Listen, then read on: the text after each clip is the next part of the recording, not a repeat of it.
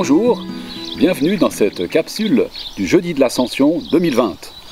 En relisant la fin des 4 évangiles, nous nous apercevons que seul Luc parle explicitement de l'ascension de Jésus.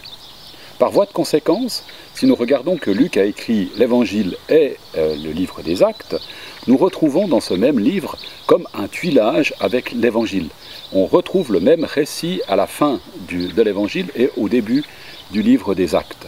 Comme si on finissait la saison 1 avec l'évangile et on commence la saison 2 avec les Actes, avec l'ascension de Jésus d'ailleurs, et on reprend les événements de la fin de l'évangile et on les retrouve dans le début du livre des Actes. Rappel de la fin de la saison 1 dans le début de la saison 2.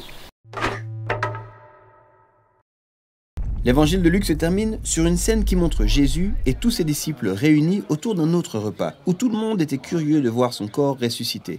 En clair, c'est toujours un humain, mais il est aussi bien plus. Oui, il est passé à travers la mort et en est ressorti avec une autre nature. À présent, il marche et parle avec le statut de la nouvelle création.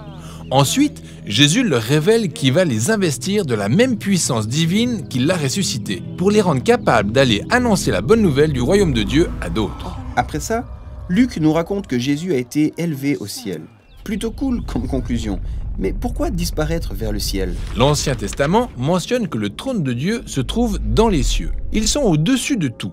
C'est donc pour Luc une manière de montrer que Jésus a été couronné comme le roi divin établi sur le monde entier. Ses disciples restent à Jérusalem en continuant d'adorer Dieu et Jésus en attendant cette nouvelle puissance. Et c'est là que cet évangile s'achève. Mais Luc poursuit l'histoire dans un second volume intitulé Le livre des Actes, où il rapporte tous les actes que Jésus n'a eu de cesse de poser après sa résurrection. Le livre des Actes s'ouvre sur une scène montrant les disciples en compagnie de Jésus qui venait de ressusciter, ce qui devait être hallucinant à vivre. Et pendant des semaines, le Jésus ressuscité a passé son temps à leur enseigner des principes de son royaume inversé et de la nouvelle création qu'il a initiée par sa mort et sa résurrection. Ce qui est passionnant. Alors les disciples veulent s'empresser d'aller le raconter à tout le monde. Mais Jésus leur demande de rester à Jérusalem et d'attendre de recevoir une nouvelle forme de puissance qui les habilitera à être des témoins fidèles de Jésus et de son royaume. Il leur révèle ensuite que leur mission débutera à Jérusalem, pour se poursuivre en Judée, puis en Samarie, et de là s'étendre à toutes les nations. C'est comme une feuille de route pour tout le livre des Actes. Ensuite, les disciples ont assisté au couronnement de Jésus en tant que roi de toute la création. Puis les disciples se sont mis à attendre cette puissance promise en se demandant à quel moment elle surviendrait.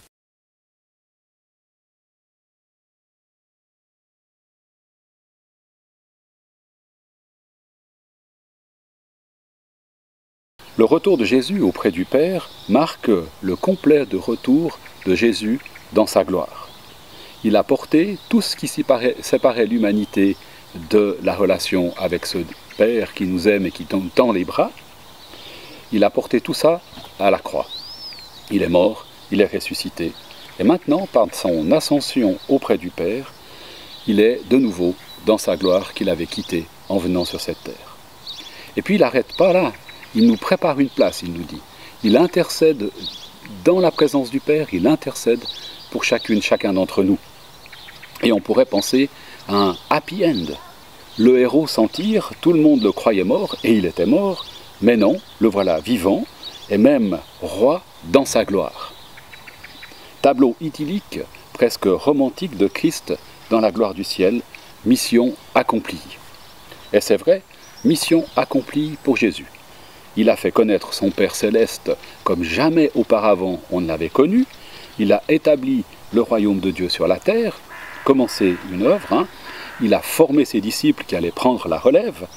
Il a payé pour tous en mourant, en ressuscitant et en nous donnant ainsi une espérance, une perspective de vie éternelle. Mais ce n'est pas fini.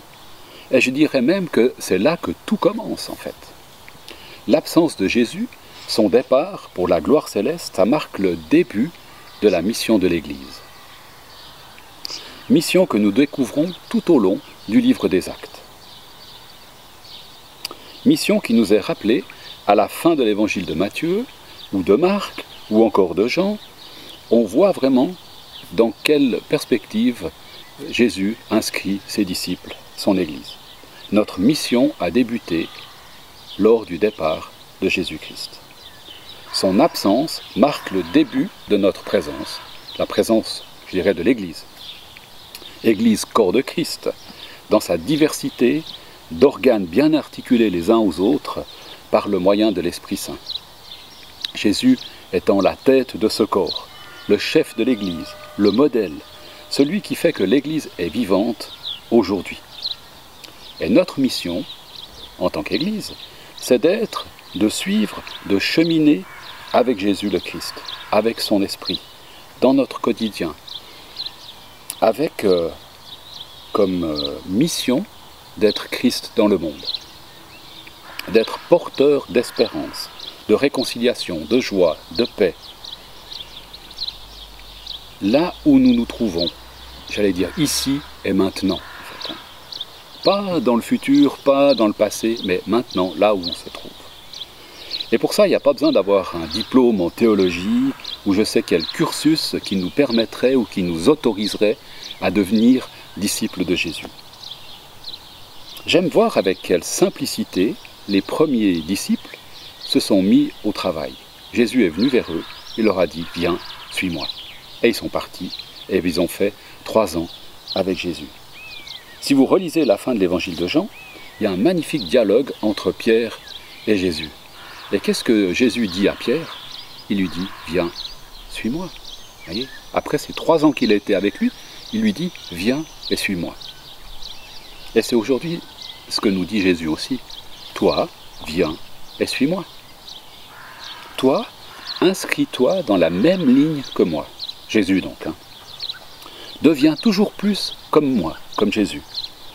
Sur ton chemin de vie, et là, il t'accompagne. Et Jésus nous dit, je suis le chemin. C'est avec ces mêmes mots que j'avais terminé ma capsule de mardi. Jésus nous indique le chemin de vérité et de vie qui mène à son Père. Et ce Père qui nous tend les bras et qui nous aime. Et ce chemin, c'est Jésus lui-même.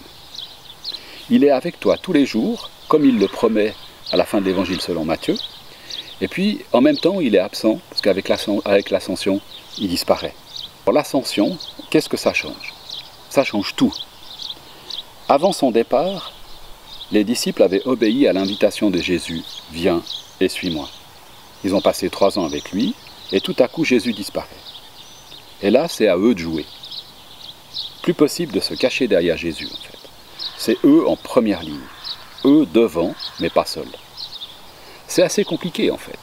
Parce que Jésus dit, je suis avec vous tous les jours, et en même temps, il disparaît. C'est un paradoxe de plus. C'est pas normal pour nous, humains. Mais c'est tout à fait simple et évident pour Dieu. Je suis là, présent avec toi tous les jours. Et là où tu es, tu n'y es pas par hasard. J'aimerais dire, dans ta conversation avec Jésus, demande-lui comment lui voit l'endroit où tu te trouves tous les jours.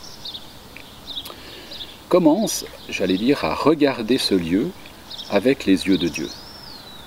À écouter ceux qui t'entourent avec le cœur du Père, en fait, qui les aime et qui te remplit d'amour pour eux.